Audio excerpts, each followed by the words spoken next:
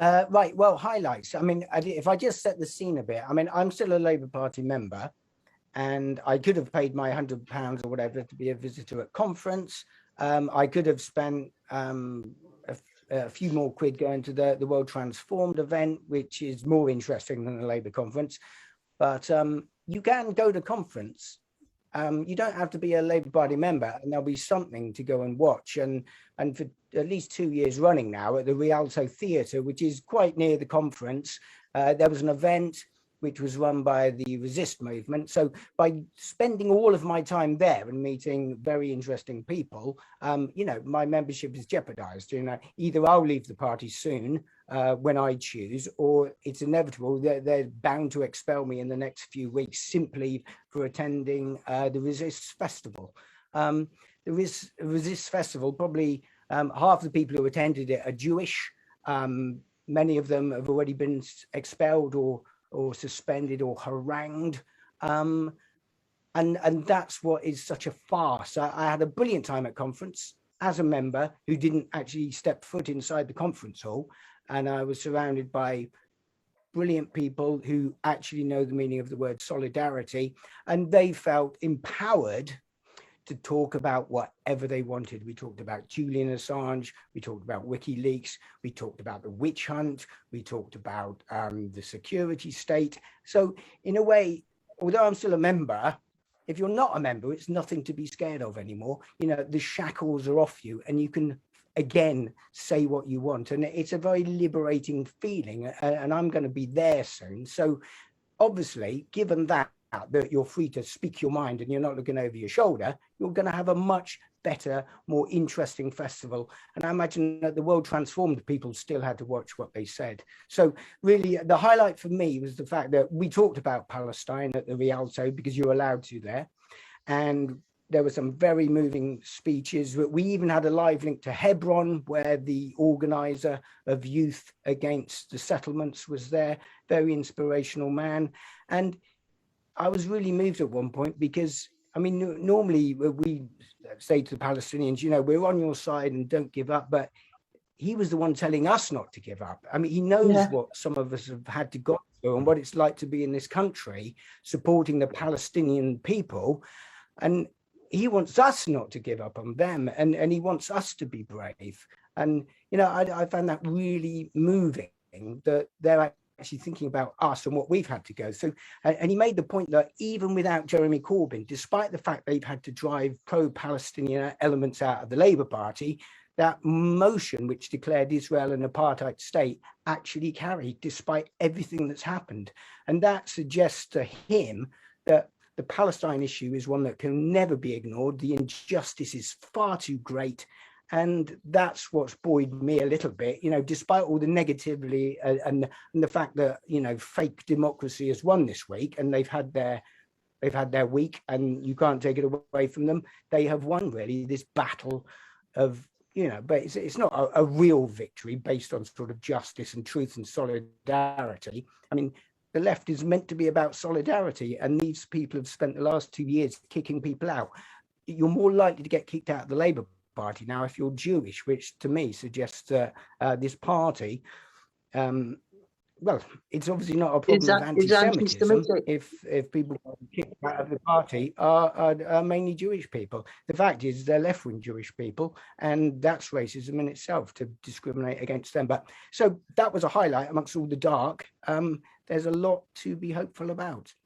Well, I'm not surprised at all. There's no excuse for a political party in this country to let any journalists in to report on the conference. I mean, but then again, this is the current Labour Party. Everything they've done this week has been, as I say, it's a phony democracy. It may look good on TV, and they know they've got these, bought corporate entities reporting the message that they want to put out. But I hope one day the public will see through this.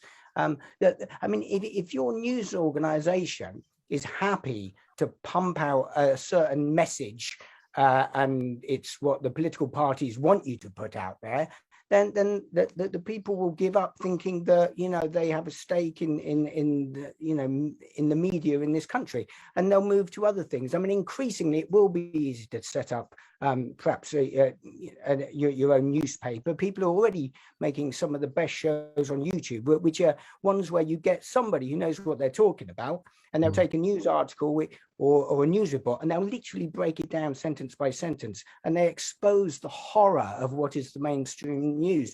And eventually people will get pissed off that people are earning £120,000 a year to write fabrication, because I mean, I love the Jimmy Dore show, and I suggest anyone go out there and watch it. I mean, a lot of people say, oh, he's a bit too noisy and a bit too shouty, but he's a Jewish comedian who grew up in New York. So yeah, he's a little bit feisty, but he's also genuinely angry about what's happening across the globe.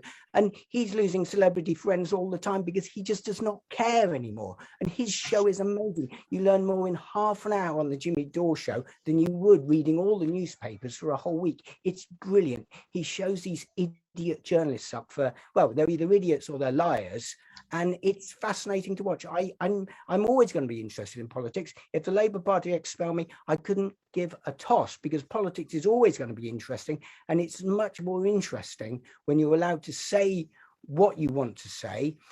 People, you know, then, you know, see the integrity in doing that.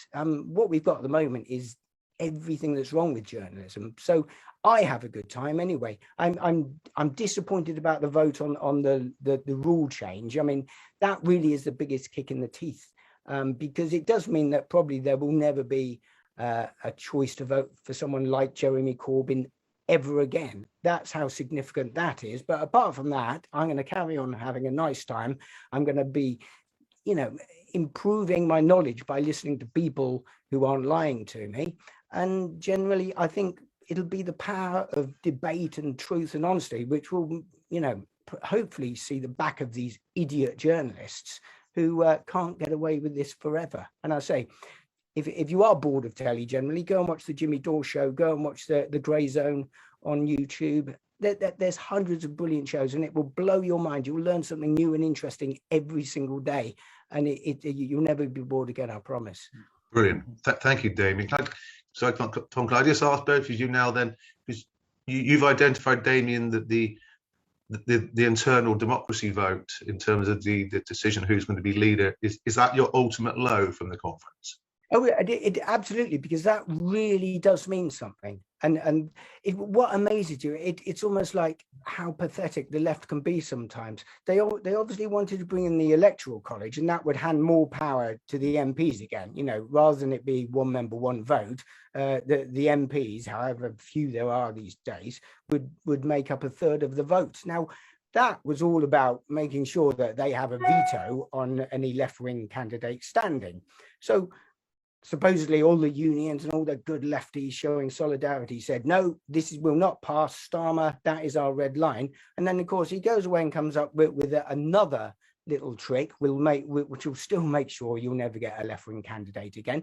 And they all hold their hands up and vote for it. I mean, it's utterly staggering that they were allowed to get away with that, and that people on the left aren't absolutely incensed. I hear that Unison, who rather tipped the scales in favour of Starmer, it was the old leadership who are now voted out who actually were the ones who decided to go against what the party what members wanted and vote for the rule change.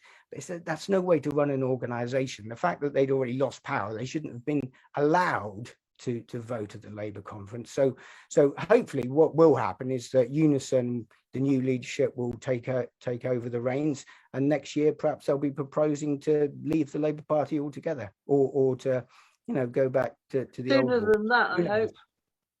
Well, it could. I think Starmer, yeah, if you are that, you know, it looks even the people who like him knows that his speech yesterday was horrible. It was stilted. He has no charisma. It's just, he seemed completely out of his depth. So perhaps he will be gone, and it'll probably be, you know, people on the left and the right who say enough is enough. We just cannot take any more of this. can I just come in and just say, I mean, if you look at Starmer's speech, I mean, he's absolutely in awe of power, isn't he?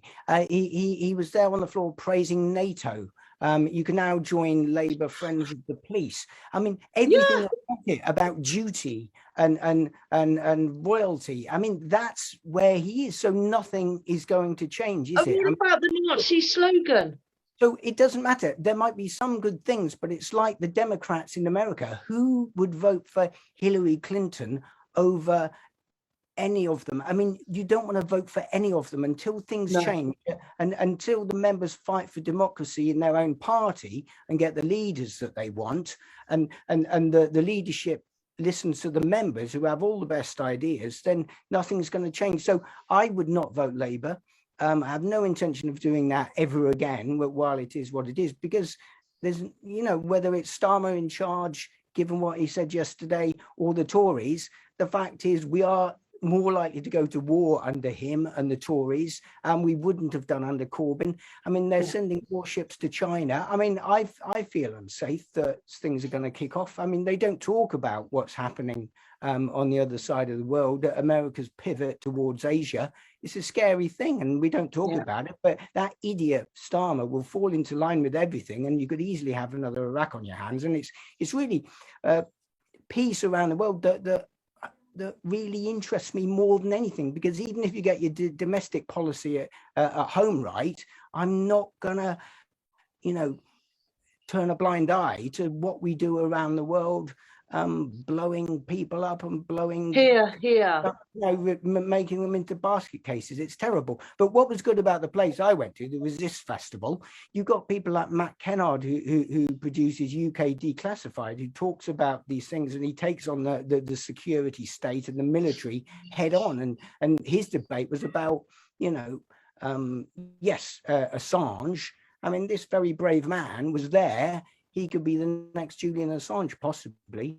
I mean, his journalism is traditional. It's slightly different to Julian Assange, but people like him are the ones that, you know, really need to be worried these days, and we need to support them. Tom, I think you made all the points, which basically demolishes his speech. I mean, he was telling anecdotes that lasted about 5 minutes, and you knew after the first 30 seconds where it was going and what the conclusion was going to be. It was like somebody who has no charisma trying to tell a funny joke. It was amazing. And those anecdotes were very boring, and they were all basically saying the same thing, and it generally ended with some reference to his dad and how he learned everything at the kitchen table. I mean, it was excruciating.